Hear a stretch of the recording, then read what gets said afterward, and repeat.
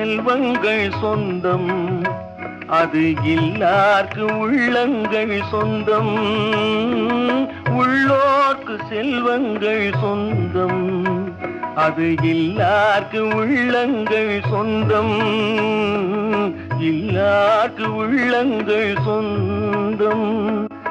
இல்லாத இடம் தேடி வருவான் நம் எல்லோருக்கும் தந்தை இறைவன்.